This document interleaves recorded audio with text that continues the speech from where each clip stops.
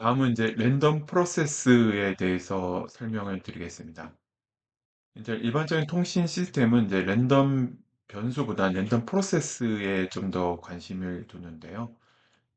이제 랜덤 프로세스의 의미는 뭐냐면 랜덤 베리어블의 이제 시간에 따라서 생기는 상황을 우리가 랜덤 프로세스라고 보시면 됩니다. 예를 들면 우리가 쓰는 시간을 쓰는 함수들이 보통 음성, 컴퓨터 데이터나 노이즈 같은 경우인데 이런 값들은 이제 시간이 변함에 따라서 변하는 그런 함수라고 보시면 됩니다.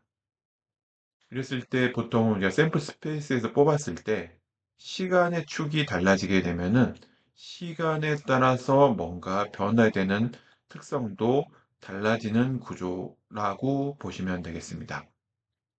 그래서 이런 랜덤 배력을 우리가 랜덤 프로세스라고 정의를 하게 되겠고요. 그러면은 우리가 이제 두 가지 측면을 볼 수가 있는데 시간을 둔 상태에서 이 샘플이 나오는 경우 혹은 샘플을 맞춘 다음에 동일한 시간에 대해서 얻는 경우 이 두 가지로 생각해 볼 수 있게 되겠고요. 일단은 이 그림은 어떤 경우냐면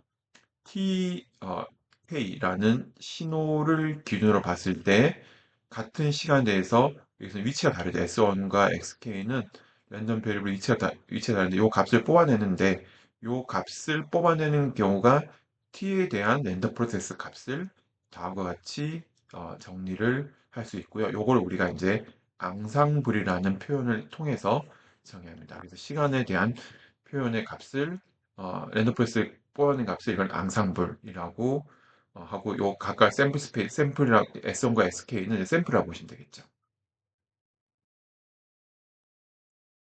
그랬을 때 우리가 인제 랜덤 프로세스의 이제 평균 민값을 구할 수가 있는데 이거 어떻게 구하느냐? 이걸 동일하게 XT라는 랜덤 프로세스가 있어요. 그래서 랜덤 프로세스는 X of T라고 쓰이죠.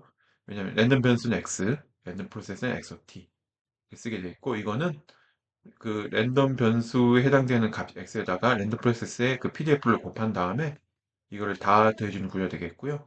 이거는 이제 mu xt가 t의 함수가 됩니다. 왜냐하면 시간에 따라서 xt가 바뀌고 xt에 따라서 PDF가 바뀔 수 있게 되기 때문에 이렇게 정리를 할 수 있습니다. 그래서 여기서는 이제 요 PDF x of t의 x는 시간 t에 대해서 랜덤 프로세스 xt의 이제 PDF 이렇게 보시면 되겠고요. 근데 이 PDF가 모든 시간에 동일하면은 이거를 이제 스테이셔너리 하다라고 합니다. 그러니까 시간이 다르더라도 동일한 어 PDF를 갖는다. 그러면은 이거는 1차 스테이셔너리하다 이렇게 정의를 하게 되겠고요. 다음으로 이제 랜덤 프로세스의 이제 오토 코릴레이션, 오토라는 건 자기라는 거죠. 자기의 콜레이션 상관도를 보는 것이겠고요. 이거를 x 타우로 정의합니다.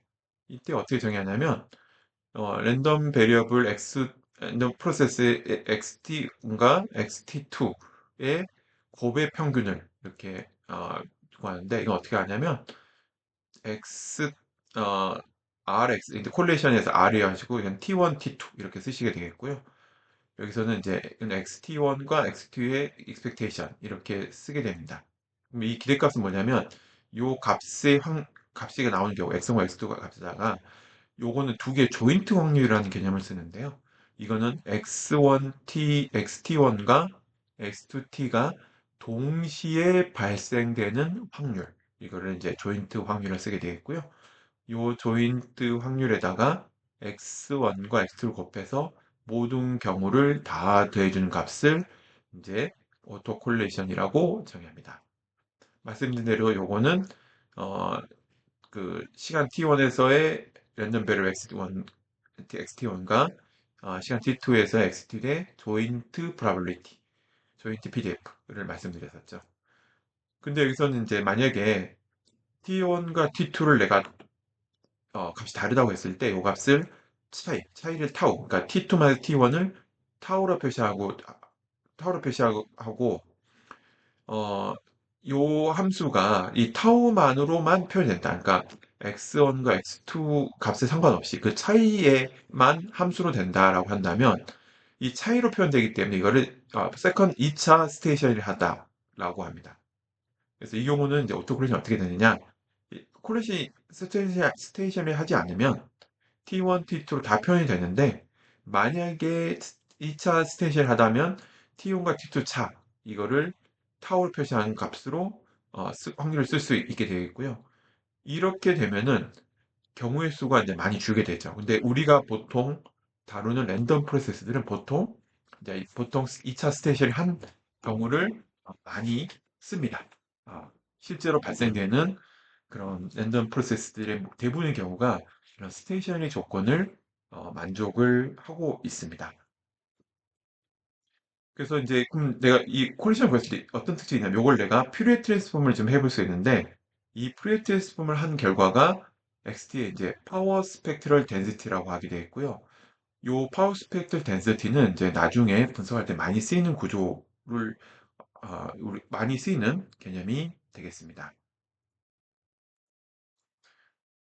그러면은 이제 랜덤 바이너리 시그널의 오토 콜레ction 한번 이제 구해 보는 구조를 생각해 보겠습니다. 이제 요 얘는 이제 3.1 심볼에서는 이제 우리가 0과 1을 심볼을 보내는 이제 랜덤 프로세스를 보낼 건데요. 그러니까 0과 1이 시간에 따라서 막 다양하게 변하는 경우인데, 우리가 좀 편의상 0을 1을 보낼 때는 t초 동안 a라는 시간을 갖고요. 0을 보낼 때는 이제 t초 동안 마이너스 a라는 값을 갖도록 하겠습니다. 왜냐하면 그러니까 0과 1은 이제 음수가 없는 경우인데, 우리가 보통 보낼 때는 이제 위상을 바꾸든 이렇게 해서 양과 음으로 보내는 게 좀 유리합니다. 그래서 이제 이렇게 한다라고 생각해 보시면 되겠고요. 그 다음에 하나의 펄스 값은 다른 펄스 값에 영향을 안 한다. 이거는 이제 메모리스라는 개념과 동일한 개념이 되겠죠. 그래서 펄스가 정확히 시대에 동기되지 않아가지고 약간의 시간 딜레이가 있고, 그 시간 딜레이를 TD, 그러니까 여기서는 TD만큼 딜레이가 생겼고요. 이 TD만큼 이 구간의 차이가 있고, 여기 T만큼 이렇게 있습니다. 그래서 보시면은 TD만큼 딜레이가 있었으니까 실제로는 여기가 이제 1이 이제 몇 번 있었던 거죠. 1이 있고 1이 이제 A랑 플러스 A로 표현이 된다고 했었고, 0이 마이너스 A로 표현되니까 그러니까 1 보통 이건 3칸 정도 되겠네요. 그러니까 111, 0 이런 식으로 있는 신호가 있고, 앞쪽도 이제 어떤 신호가 있었겠죠.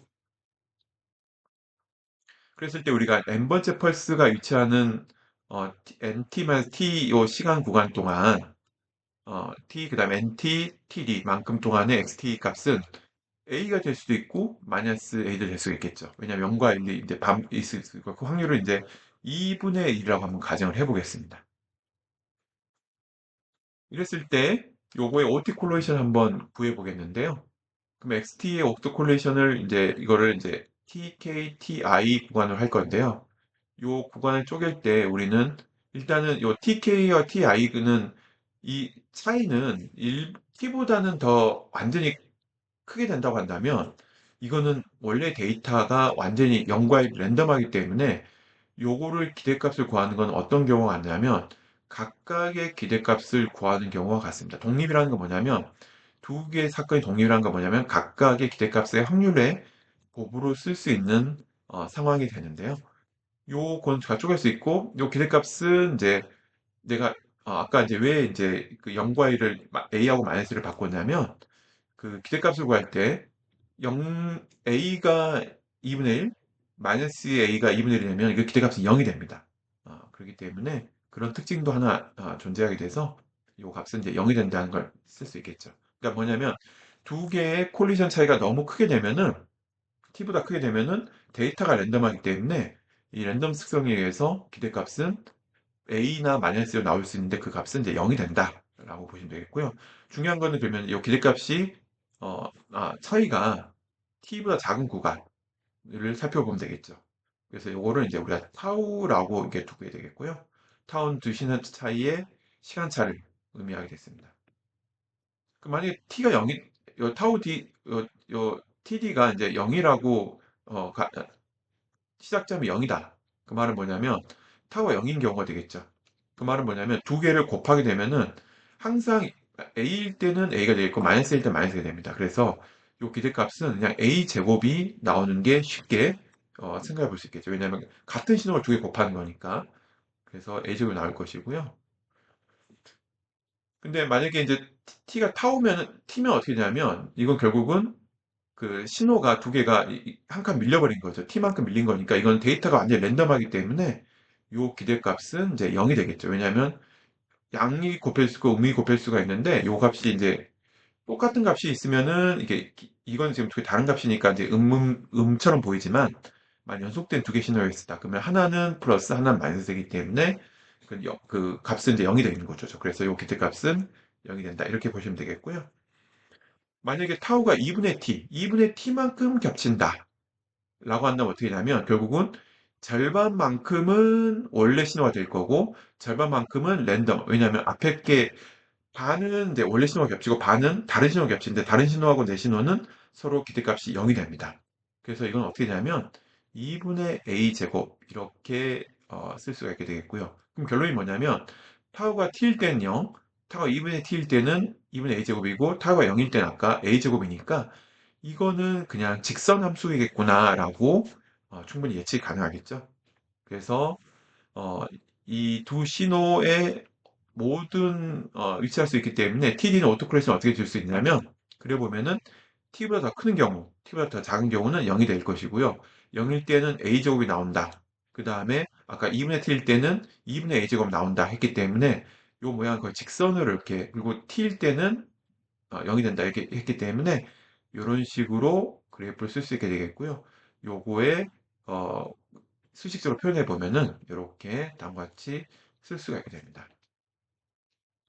그럼 이거는 이제 오토 콜리션이 나왔고요. 아까 오토 콜리션을 프리티스 하면은 파워 스펙트럴 댄스 나오는데 이 뒷부분에서 이 내용을 좀 살펴보도록 하겠습니다. 일단 이제 파워 스펙트럴 댄시티는 이제 시간에 따라 값이 정해진 신호의 필요의 변환으로 주파수 영역 분포를 구하는 데 사용합니다. 랜덤 프로세스의 경우에는 신호의 값이 시간에 따라 정해지지 않는 값이 랜덤으로 있기 때문에 필터를 적용할 수가 없는데 대신 랜덤 베리어블 말고 오토 콜레이션을 이용해 가지고 한번 정의를 해보는 게 필요합니다. 그래서 어떻게 하면 되냐면 이 이런 오토 콜레이션 구한 요 값에다가 이걸 그대로 필터스하면 이게 파워 스펙트럴 댄스가 되겠고요. 이거는 보시면은 이제 인버스 필터스만 하면 되겠죠. 그러면은 파워 스펙트럴 댄스에다가 인버스 필터스를 하게 되면은 오토 콜레이션 이라는 값을 우리가 얻어낼 수 있게 됩니다. 그럼 이제 몇 가지 통신에서 쓰이는 여러 가지 노이즈나 이런 것들을 좀 살펴볼 건데요. 이제 화이트 노이즈라는 개념이 있습니다. 화이트 노이즈라는 건, 이 화이트라는 건 이제 색깔이 흰색이라는 의미인데, 요거는 어떤 의미냐면 가장 많이 쓰이는 이제 노이즈가 되겠고요. 이 화이트라는 의미는 어떤 의미냐면 우리가 빛은 이제 7개 이제 빨주노초 파남보 7개의 빛이 있는데 빛을 다 합치면 이제 하얀색이 나오게 되죠. 그래서 이 화이트라는 건 실제로 화이트하는 의미가 아니라 주파수가 모두 그러니까 뭐냐 빨간색부터 보라색은 주파수가 다른 신호거든요. 그걸 다 합치면은 흰색이 되는 거예요. 이건 뭐냐면 노이즈가 0에서 무한대까지 모든 주파수 성분을 다 가지고 있고 그 양의 크기가 일정할 때 이거를 이제 우리가 화이트 노이즈라고 합니다. 그래서 이 화이트 노이즈의 파워 스펙트 덴시티는 어떻게 되냐면 주파수 영향의 표현은 F로 이렇게 표시하신 이 경우가 2분의 N0만큼 갖는다 라고 합니다. 2분의 N0. 그래서 그림을 그리시면 이렇게 되겠고요.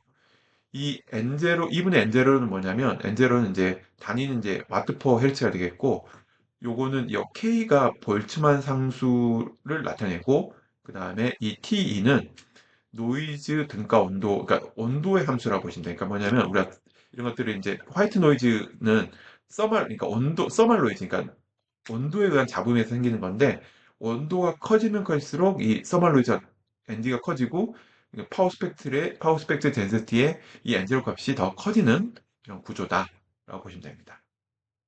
그러면 우리가 이제 어떤 주파수 영역에서 신호가 이렇게 상수 함수를 갖는, 이분의 N0과 상수를 갖는 거는 이것을 타임도를 바꿀 때는 아까 델타 함수가 나온다고 배웠었죠. 그때 델타 함수 이거는 이제 파워 스펙트러스의 이제 오토 콜리션이 될 것이고 이거는 델타 함수고 요 2분의 n0만큼 2분의 n0의 델타 함수로 이렇게 오토 콜리션을 우리가 정의를 할 수 있게 됩니다. 그러면 이제 아까 말씀드린 대로 여기에 파워 스펙트러스가 이렇게 가지면은 오토 콜리션 함수는 2분의 n0만큼 이렇게 가진 값을 갖게 되겠고요. 그리고 그 타우가 0일 때만 이제 값을 갖는다.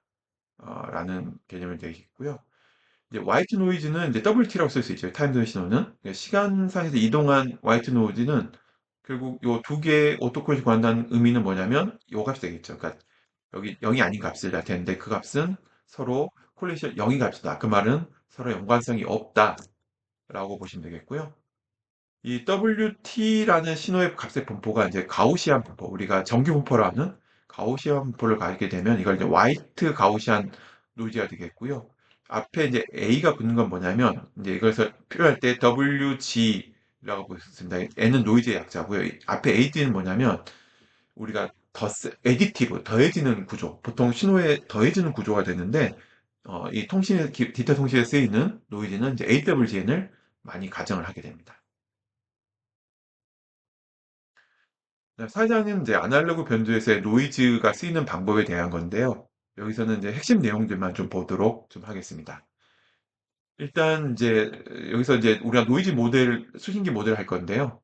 이제 아래 그림을 한번 보시면은 일단 우리가 신호를 뭔가 변조해서 보낼 겁니다. 요건 나중에 이제 배울 텐데요.